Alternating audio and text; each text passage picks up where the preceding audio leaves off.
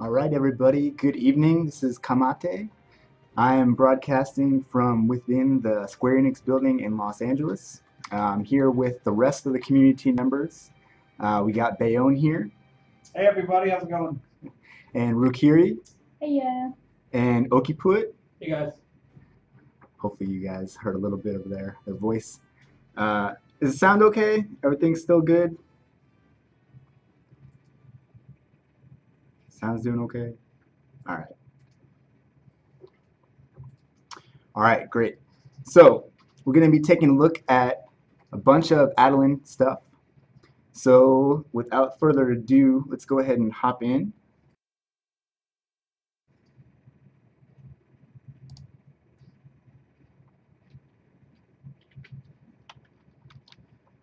All right.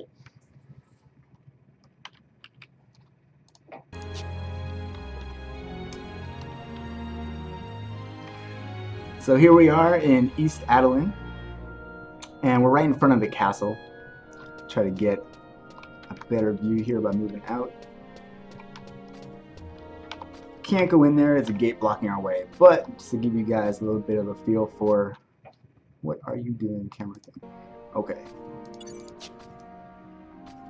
So we're going to start just by giving you guys a good overview of the town of Avalon itself.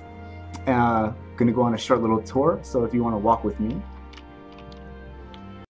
you can kind of take a look at all these NPCs too along the way. You'll notice their gear, their names. This guy, Adolf Fetters, is walking around strutting his really cool equipment. So as we run, note the size of the zone too, it's pretty big. And you could also see some of those waypoints, which I'm sure some of you guys are familiar with, doing those precursor quests.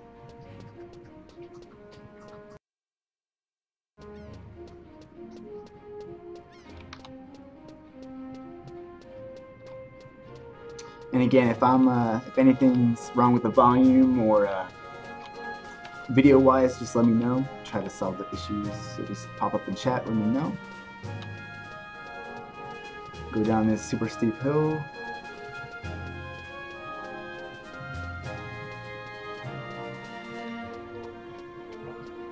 Go take a look at some of the key features of East Avalon.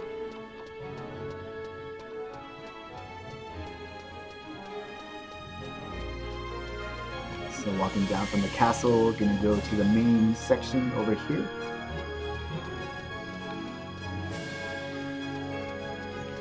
There's a huge statue.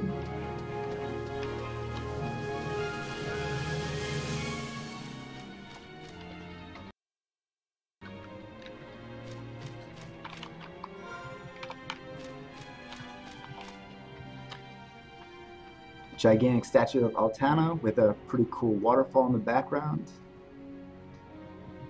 Definitely a good sight to see when you guys first arrive here. Get a little bit closer to the waterfall too.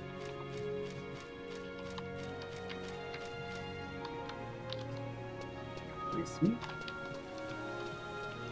Loop around, there's another waypoint. Some old people playing checkers. No, I don't know what they do.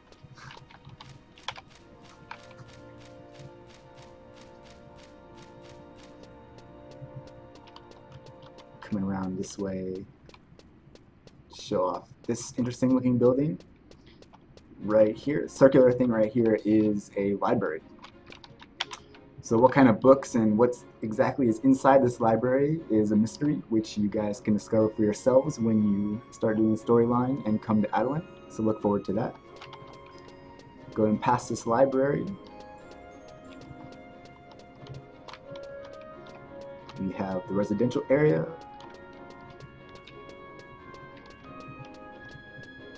And of course, the auction house, which is linked up to the major auction house that you guys all use every day.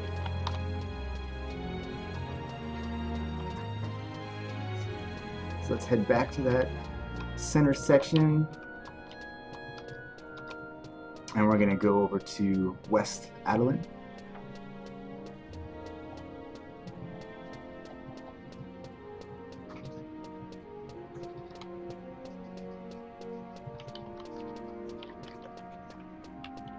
some more waypoints. It is a pretty big town, so you can kind of get a feel of the fastest turnaround here. Takes quite a bit of a walk to get to the castle. And nice view of this little bridge here. I'll try to get to the edge here so you can see.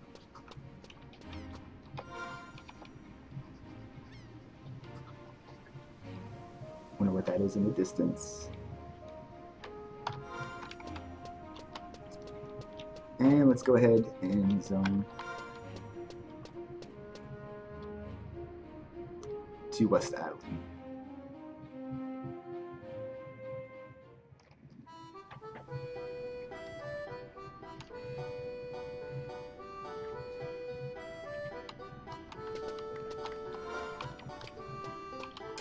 Alright, Western Avalon. I'm a big fan of this music. It is pretty awesome.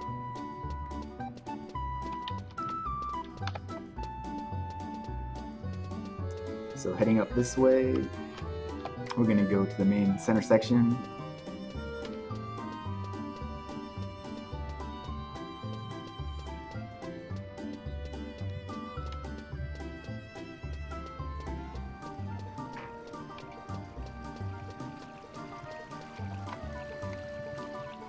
Nice little square with a fountain. Seems like this area here would be something ideal for meeting up with fellow adventurers to go on your quests and missions.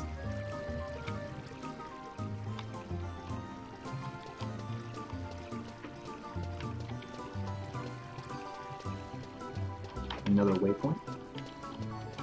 So you can see that those waypoints are really everywhere scattered out through these towns.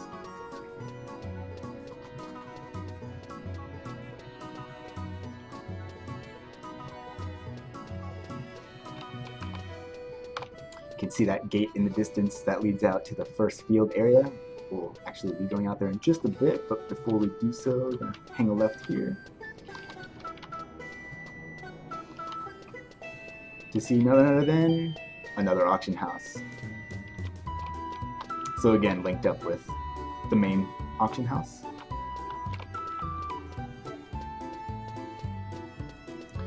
And before we go outside, this building right in front of us is the Pioneer Coalition building. So, sure, you guys probably had noticed as I was running around, you can see these little signs. So these are all for the different coalitions of Avalon. There's 6. This one is the Pioneer Coalition, like I mentioned. So let's take a look inside.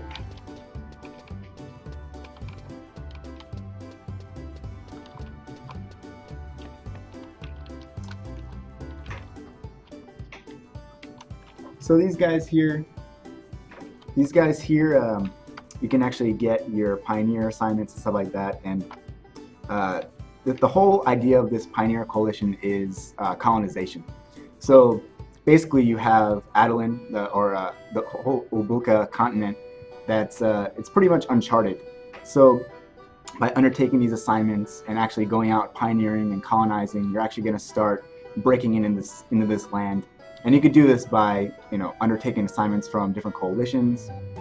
And by actually completing these assignments, you'll get certain bonuses, certain things that help you out to move throughout these lands and help you with your pioneering endeavors.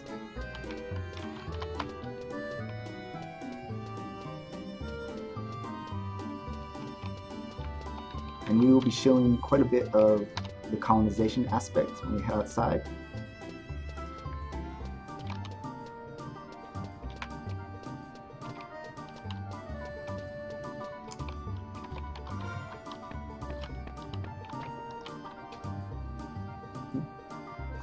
Question? Do that. Ah. Sorry.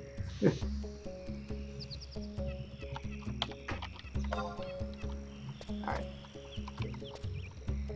So we're going to join up with the rest of the community.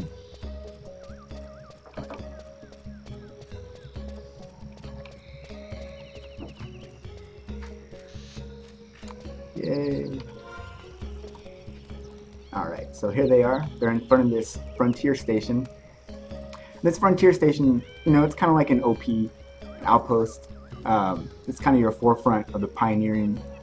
By actually undertaking these colonization assignments and stuff like that, you can start to break into this land, like I said. And by doing that, you can actually start setting up these outposts called bivouacs. A word that I had to look up how to pronounce for the stream. And by doing that, it'll give you certain bonuses, such as making it easier to progress through the areas. You can, you know, gather supplies better, and other kind of boons for you and your party. So here's the rest of the community team. I have them on a couple different jobs. Bayonne is going to be our Geomancer today. Yes. Okipuit is going to be our Rune Fencer. And we have the lovely Rukiri on Dragoon. So I'm sure that you guys have seen, you know, the Rune Fencer and Geomancer armor a lot of times on the website, in previous screenshots, even at Vanifest. So I thought today would be a pretty good opportunity to introduce and show off some of the new equipment that you could find in Avalon.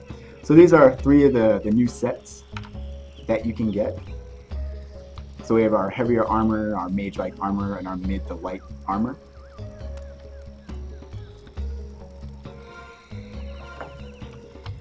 And like I was saying about the colonization stuff too, just really quickly, is that I'm gonna pull up the map here. So you can see that there's a colonization rate. So by actually progressing through these pioneering coalition stuff, and also taking on these things known as Reefs, which we'll get into in just a little bit, you'll actually be able to increase that colonization rate. And by doing that, that will unlock certain bonuses for you and give you certain opportunities to expand your influence in these regions.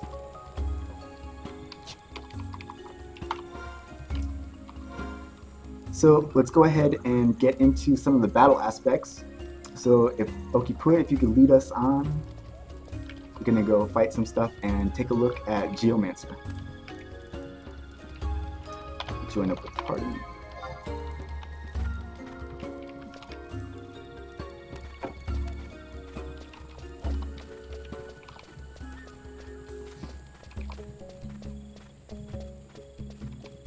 Okipuit has completely disappeared into the wilderness.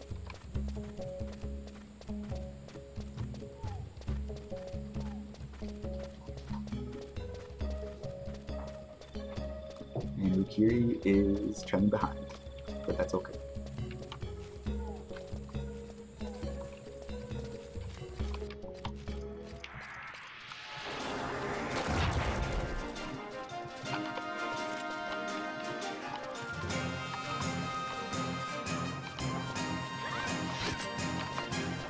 Try to get a jingle. Alright, so like I said, we're going to be taking a look at what Geomancer is capable of right now. So Geomancer, as you can imagine, has their own unique magic known as Geomancy. And these are either enfeebling or enhancement type spells. And there's 2 different kinds.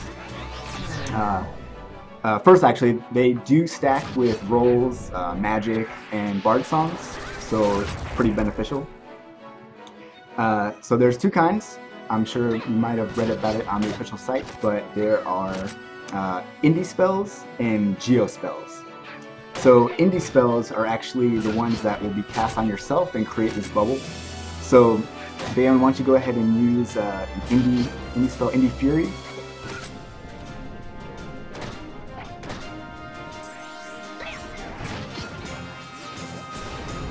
Try to back up so you can see the size of this bubble.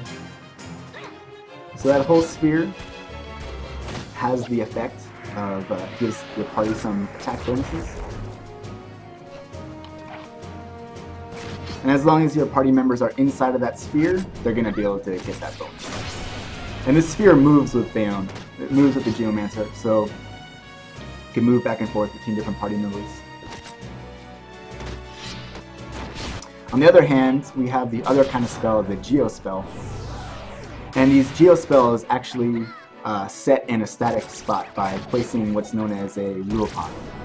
So go ahead and put down, let's do an enfeeble for this guy. Let's put down a Geo Paralysis Lupon.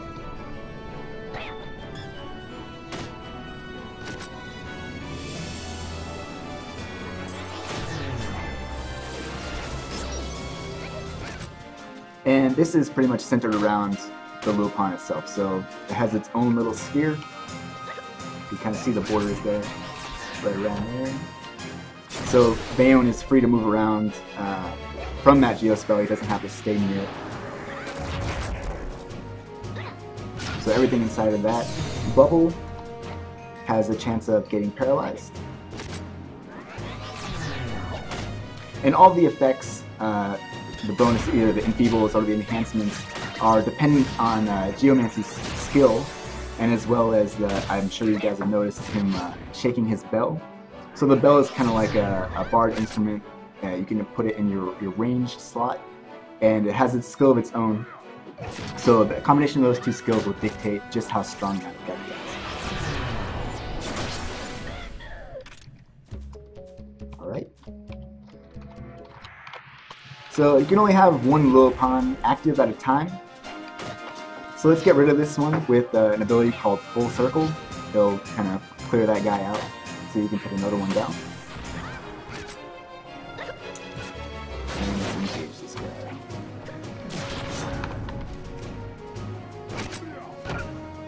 Take a look. So let's go the opposite route this time. Let's go. Let's give an enfeebling indie. So why don't you put on indie slow? Shaking his bell.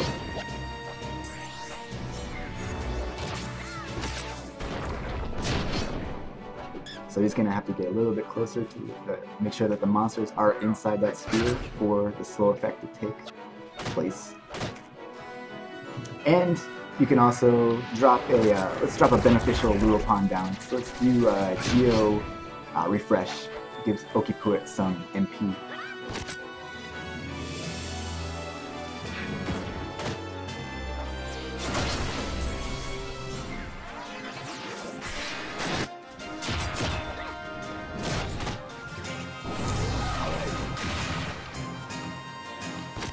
And a lot of the abilities that Geomancer has actually revolves around this Lupon.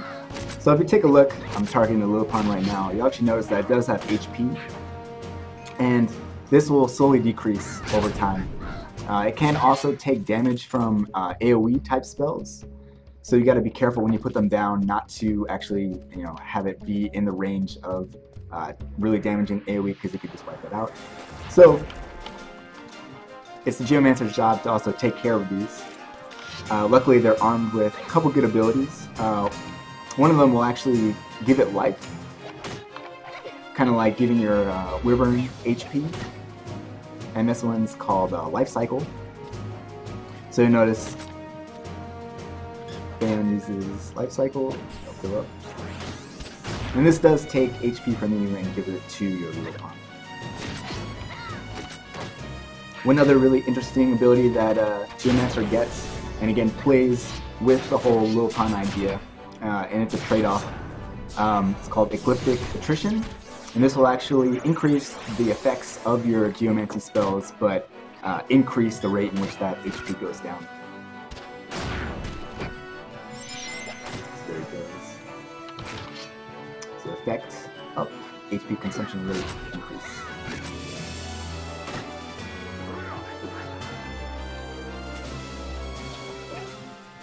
So Geomancer definitely a pretty technical job. A lot of moving around, helping out people, debuffing enemies. It will definitely keep you busy.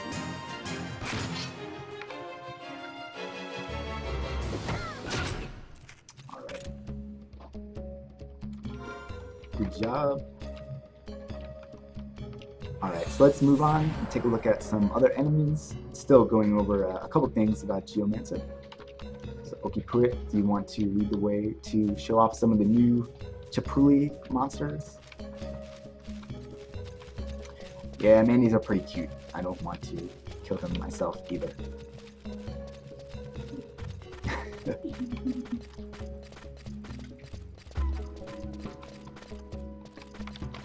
Poor guys. So heading deeper into the jungle.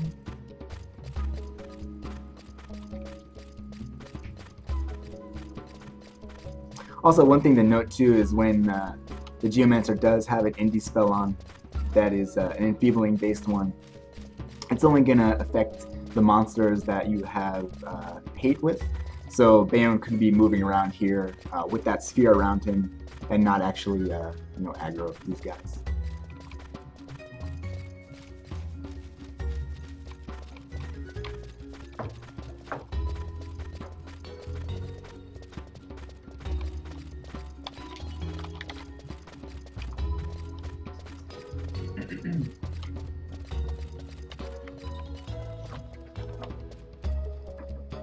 Looks like there's another monster here, but Okipui wanted to just try to carefully pull the Chapui, try to bring it back towards the this area over here.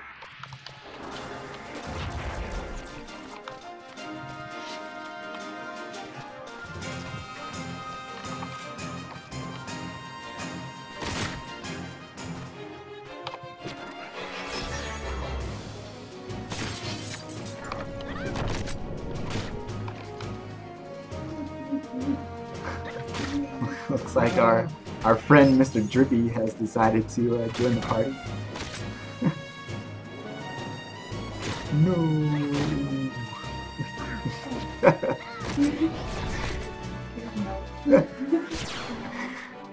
Alright, so the other really cool thing about Geomancer is they come equipped with a new type of elemental magic, the raw type magic. So if you're familiar with the Jaw type magic, it's kind of similar, but this raw magic actually targets around yourself. So as opposed to casting it on the monster and having the AoE fall based on where that location is, it really depends on where you are. So Bayon, you want to go ahead and try out some of these new raw spells? Thundara 2.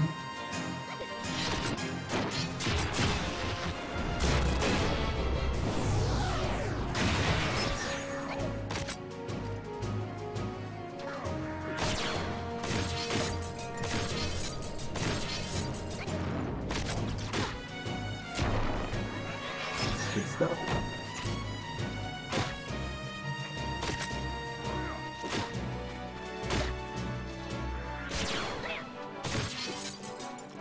Kill it.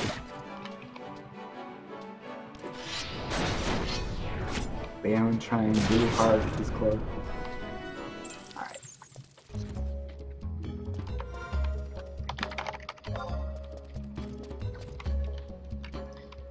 Alright, so that's pretty much Geomancer in a nutshell. Definitely urge you guys to try it out when the game releases and explore the job for yourself.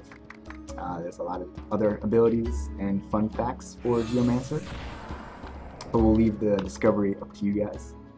So let's head on over. We're going to take a look at some of the Reefs that we had posted on the official site not too long ago. So there's actually 3 kinds of Reefs. There's Lair Reefs, Colonization Reefs, and Wildskeeper Reefs. We're going to take a look at 2 of those today.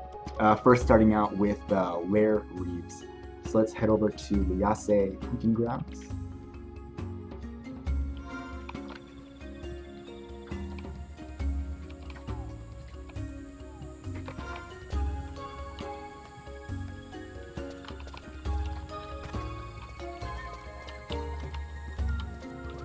Alright, so if you look on, there are a lot of bugs in this forest. Yukiri is right, and I do not like big, gigantic bugs. Which is why we're gonna crush these bugs lair. Okipui just can't wait to start this lair. So, let's head in. You'll notice that we kind of just head in and automatically get these tags. We didn't have to sign up or do anything like that. So, similar to the campaign symbol. These things are really easy to join. There's no need to, talk to anybody,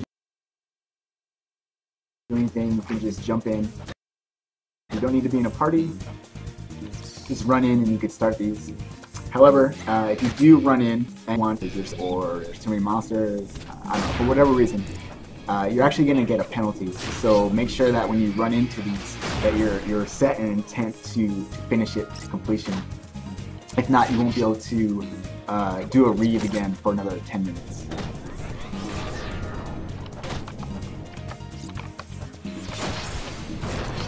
And these lair reeves are, just as it kind of says in the name, the objective is to destroy these monsters' lair.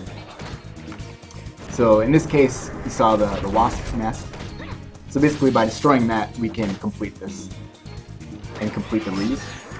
Depending on the areas, there's different kinds, whether it's like a rock pile or different kind of, depending on what kind of monster it is, that lair or nest or whatever you want to call it is going to be a little bit different. And similar to campaign, basically rewards are contingent upon your participation in this battle. So as soon as you join, the evaluation starts. Depending, attacking, helping out the party, with our cures and all that stuff, that participation is going to go up, and you can get rewards, XP rewards, as well as. So here's a wasp nest.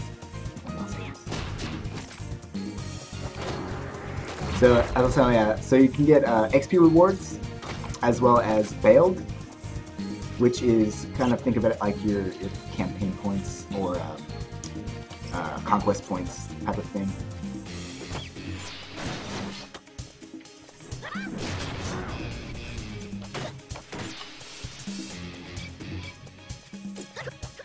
So pretty much by destroying that wasp nest, we could end this, but you can think that if you start attacking the nest, the bees are going to get quite angry, so they're all going to start attacking you. So let's start focusing down.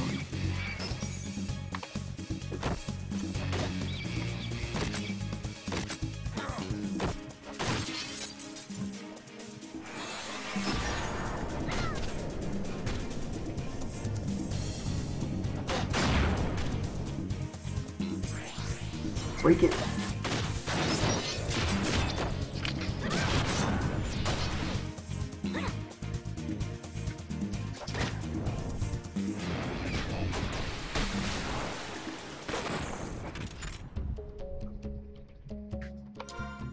Good job.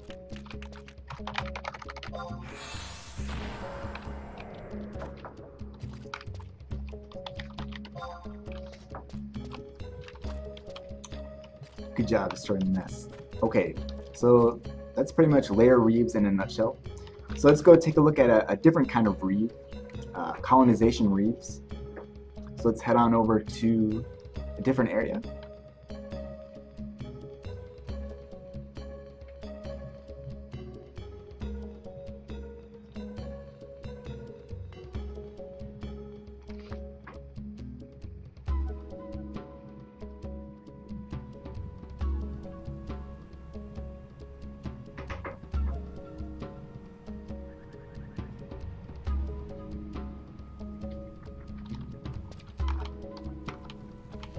Taking a look at the chat really quick, there's a question as to what the pronunciation of reeves is. I say reeves.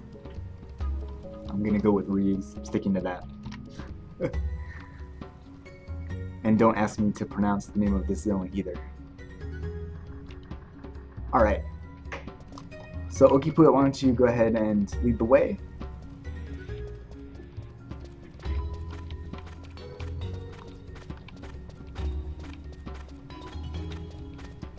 So here we are confronted with a big body of water that seems like we cannot cross. But luckily it looks like there's this huge palm tree that's hanging over the water, and it seems like it's attackable. So as we hop in here, similar to our lair reeve, we get that little sword status. So we could just go out and start attacking that palm, but I'm pretty sure that these toads and crabs will have none of that. So let's start by attacking some of these guys.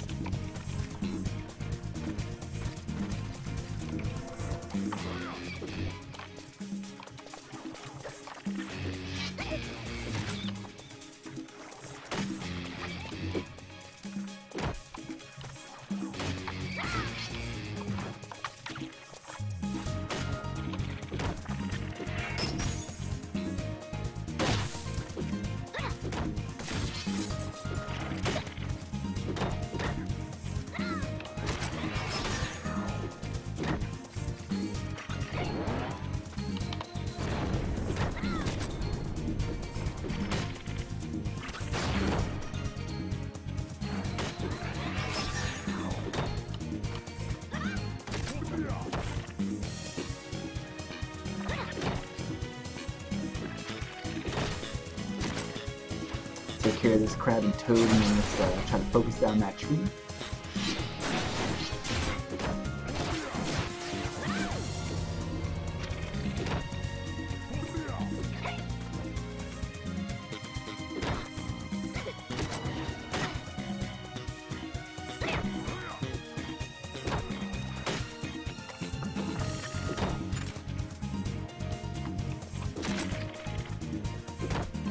Yeah, go ahead and start attacking that tree.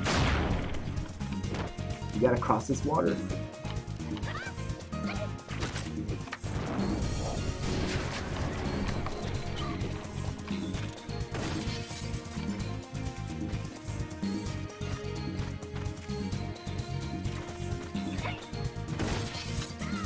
So by completing more and more of these colonization reefs, you're actually going to be able to also, increase that colonization rate that I showed you on the map.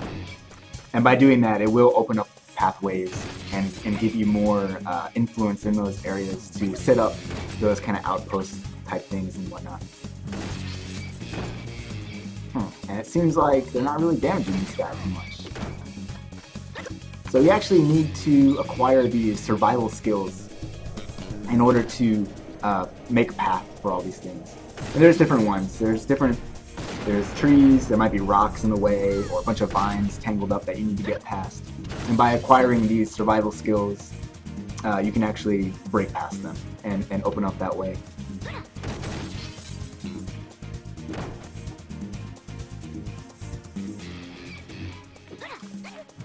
So yeah, let's go ahead and magically break the tree. Pretty neat, so it falls in the water, opening up a pathway.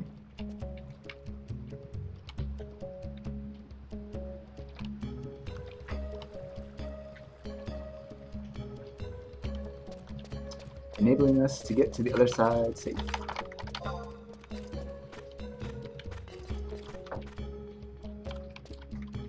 And like I said, there's a lot of different kinds of these, so you just have to be on the lookout. And to go with it are those survival skills. So survival skills, how you get them is a mystery, which again, you guys should discover for yourselves when you get the game and try it out. So now let's head on to another new area, more and more basalt fields, where we can take a look at Rune Fencer.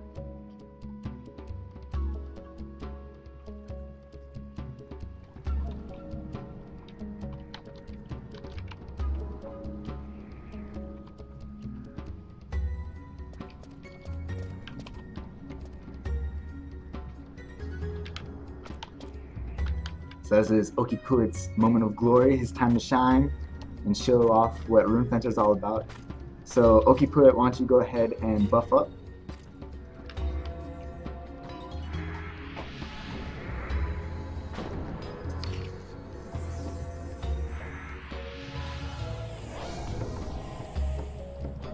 Ukira, you have a moment of glory. Your armor looks cool. You could jump on these guys.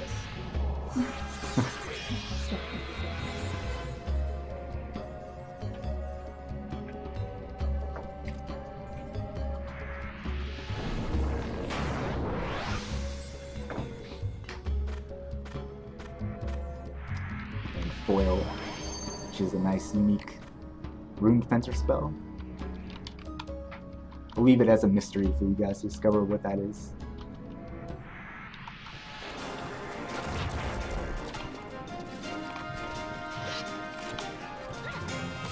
Maybe pull it back just a little bit more so we don't get more of these Mata guys.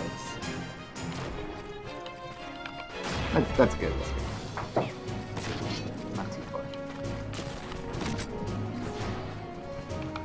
Balin loves these guys because every time he tries to cast spells, he gets blasted out of the way.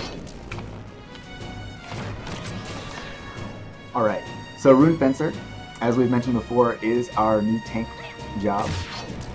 And their real specialty lies with their ability to harness the power of these runes.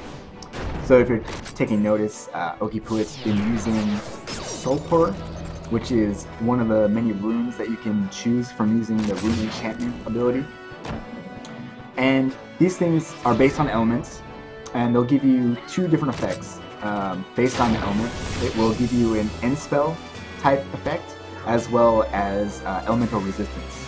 So Soulpur, the one he's using here, gives him an End Thunder-like effect. Now he's using something else. Soulpur does give an End Thunder effect and increases your water resistance.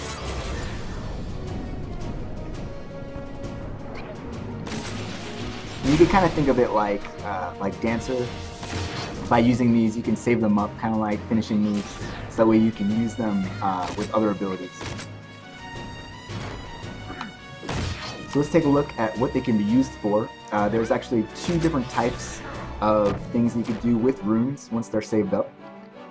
You have your offensive type ability, which is called Effusion, and there's a couple different things that you use there. And you have a defensive version, which is called Ward. So let's go ahead and take a look at one of the Effusion ones. So once you save up your Soulpur, which it seems like he has, let's take a look at Lunge, which is a nice damaging attack.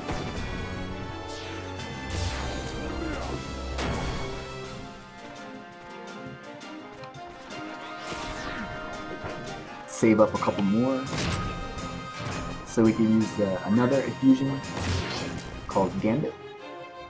And Gambit will actually reduce the enemy's elemental defense.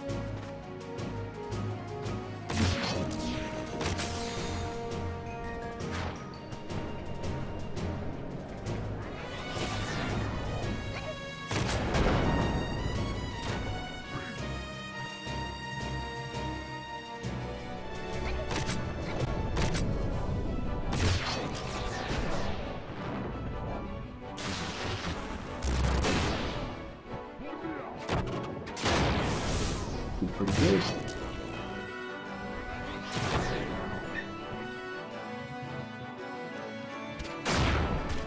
Try to kill it.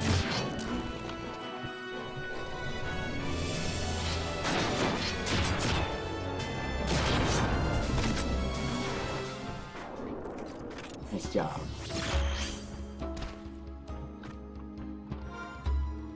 Alright. Okay, you want to pull another one so we can show off some of the ward abilities?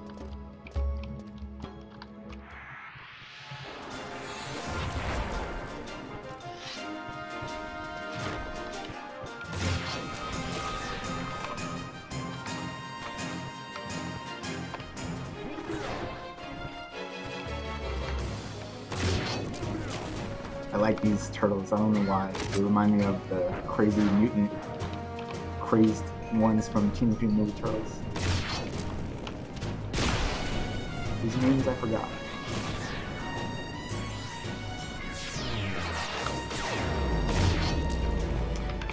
So we can put saving up those runes again. Using an ability One for All. Giving the party members magic shield. I think he saved up a good amount of runes. So I want you to go ahead and show them Valiance.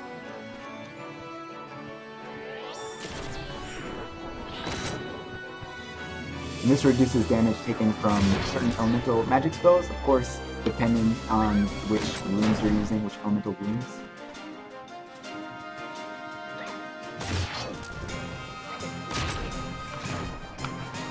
Save up those runes again.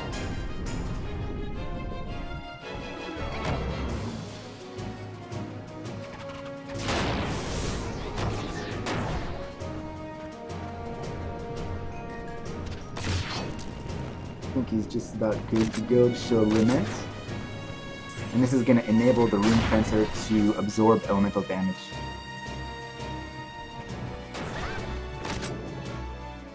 Not too much elemental damage coming from this guy just now, but always good to be prepared.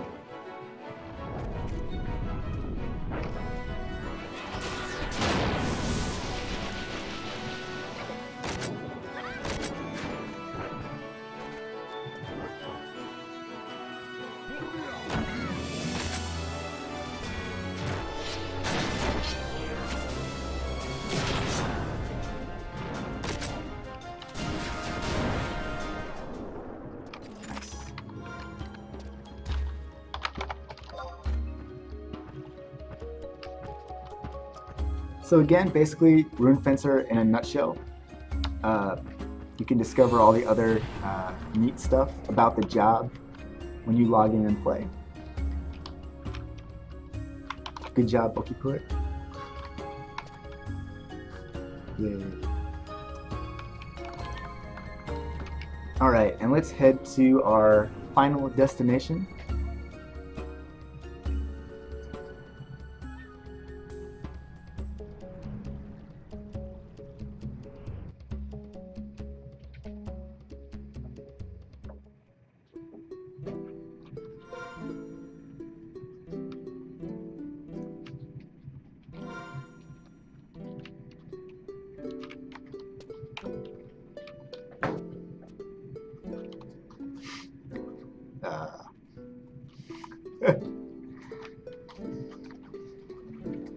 Idewa? Why are we here? So for many of you, I'm sure you have some nostalgia of this area leveling up here when Avalon released. I know I spent countless hours leveling up various jobs in this area here. But why are we here? So I have a cool surprise.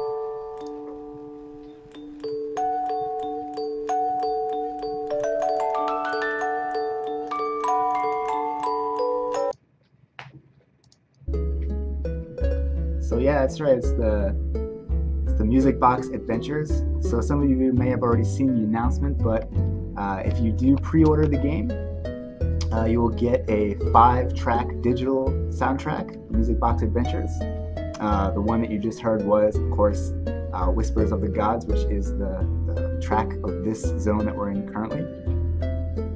Pretty cool stuff. So urge you guys to go ahead and pre-order Secrets of Avalon. And also, we have some cool stuff to model for you. Our store. From our store. Yay.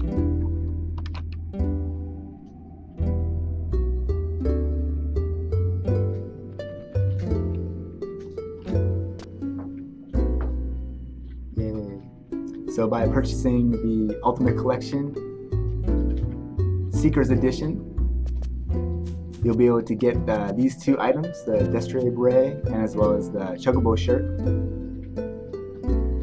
If you're curious about what stats are on these, we did release a topics on Play Online, so you can go over there and check out the stats for yourself. Definitely pick it up. They're cool stuff. Bayonne dancing around, showing the back. Show the back again. He's got cool eggs. Yeah, Chocobo egg. Feathers. Blue Steel, Magnum. You're just standing there. They're all the same look.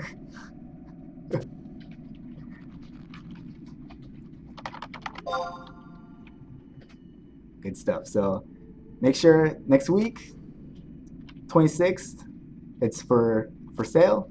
Pre-order now. And March 27th, servers will come up and you guys will all have access to Avalon. So hope we guys see you in game.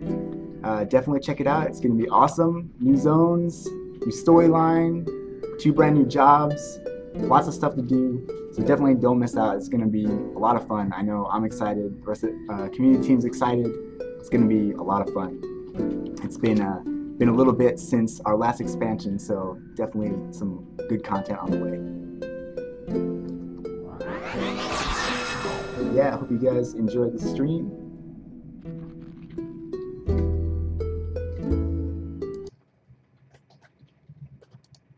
You guys want to get a group shot in here? Want to come on? No?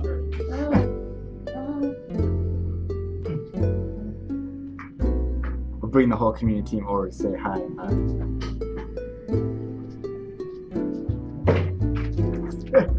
Wheeling over here. Yay!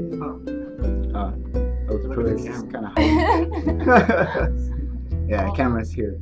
So thank you guys. Thank you guys for those on the East Coast that I know it is a work night or a school night. You guys stayed up a little late to check out the stream, so thanks for coming out. If you guys enjoyed this, let us know. There might be other opportunities to do this in future, whether it's showing off new stuff or just having fun. So definitely leave your feedback on the forums, and we will catch you next time. Catch you guys later. I should